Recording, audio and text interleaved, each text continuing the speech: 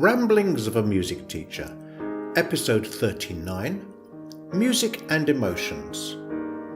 How does music have the ability to affect our brain and emotions in a way that plain noise does not?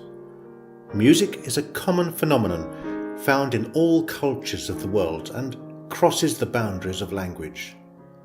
The styles of music themselves vary greatly in these various cultures, but through them all, a common ability to affect our emotions exists. How then is music able to evoke emotion in such a way? Even to the untrained ear, music possesses something that noise does not: structure. This structure is most obviously perceived by rhythmic patterns. Indeed, powerful emotions can be evoked by just percussion instruments such as tribal drums. The brain even has neural oscillators, which it can synchronize with the pulse of the music. On a deeper level, melodic phrases have a predictable structure that form recognizable patterns that are pleasing to the ear. Going still deeper, the overall form of the music also is based on patterns and structures such as Rondo or Sonata, for example.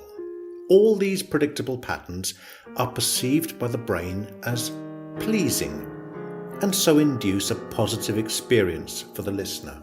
Then again, there is the element of pitch and harmony. Going back even to Pythagoras, there were theories of what intervals were considered perfect because of the coincidence of certain frequencies of the different notes in a certain interval. For example, without going into too much physics here, the frequencies of the notes in a perfect fifth have more in common mathematically than those of a minor second. Unconsciously, our brain perceives all these patterns and structures as something pleasing. Just think for a moment about the meaning of the word harmony outside of a musical context. Talented composers manipulate the emotion within a piece by knowing what the listener's expectations are. I'm sure there have been many times when you anticipated what is coming next in a piece of music that you've never heard before. The composer can either fulfill your expectations or maybe surprise you with something unexpected and thus play with your emotions.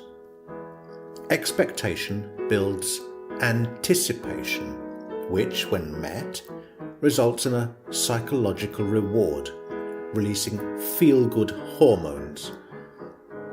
So what does all this have to do with music education? Many times, when my students are about to take exams, I advise them to forget about the notes and concentrate on being musical rather than mechanical, to enjoy the music and let that enjoyment come out in one's performance. Let those neural oscillators synchronize with the pulse of the music.